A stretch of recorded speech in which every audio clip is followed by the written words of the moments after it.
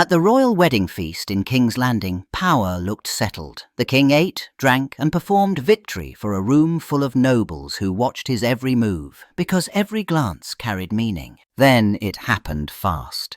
He lifted his own cup, swallowed, and began to choke. What first seemed like a crude accident hardened into panic as his breath failed, his face tightened, and the court realized this was death. He died at the table, in front of everyone who mattered.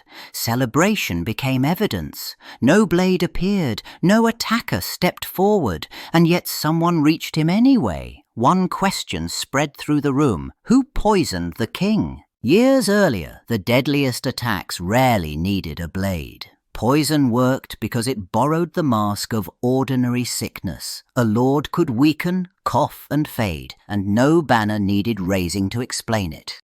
That uncertainty changed how power competed. If death looked natural, blame stayed blurry, and revenge became risky.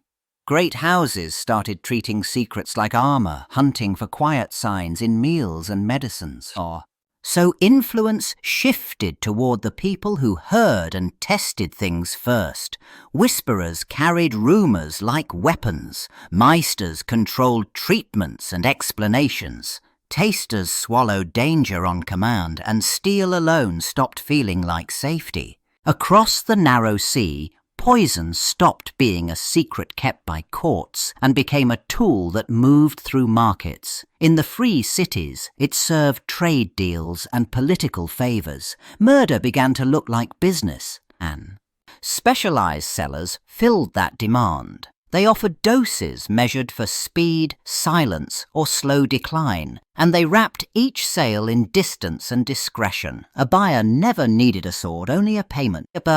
Some toxins became famous because they were controllable. The strangler, rare and costly, passed hand to hand as a small, portable certainty. It could be smuggled, used once and denied afterward with believable calm. In King's Landing, every meal carried a test. Cups stopped being personal comforts and became evidence. Wine passed through approved hands, then waited at set distances as if space itself could block betrayal. Serving turned into a chain of responsibility. Decanters were watched, refilled under eyes, and kept moving so no moment stayed unaccounted for. Tasters swallowed first, not to show loyalty, but to manage fear. This suspicion changed what power looked like. The bold gesture was no longer a loud toast, but controlled access. Whoever decided who poured, who carried, and who tasted quietly ruled the table. At Harrenhal, war made murder harder to police. Men vanished between shifts. A captive ate, then seized and stopped breathing. It looked like weakness or bad food. It protected the killer from immediate blame. These deaths served intelligence, not spectacle. A witness who heard the wrong plan died during a transfer. A prisoner who might have been traded collapsed on the road. No challenge was issued, no banner was raised. Rivals learned to favor poison and staged accidents because open revenge cost too much. If a lord's man died in custody, it stayed a dispute over care, not war. Quiet killing kept alliances usable and secrets buried. In the capital, the royal spy master's informants collected more than gossip. They tracked habits, weak points, and private vices. Then they added one more thing to the file: how close someone stood to food, drink, and medicine. They learned poison worked best before it was ever used. A whispered warning that a cup might already be touched forced careful people into reckless choices. Silence became purchasable. A secret became confessable. A guarded servant became suddenly useful.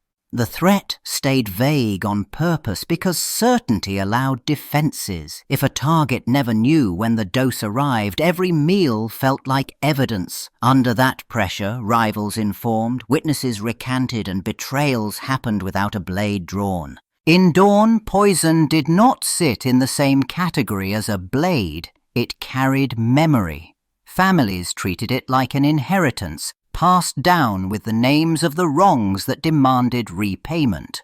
These were not quick killings meant to win a war. They worked slowly, in private, sometimes dressed as sickness, sometimes as a failing body. The point was not noise, the point was meaning.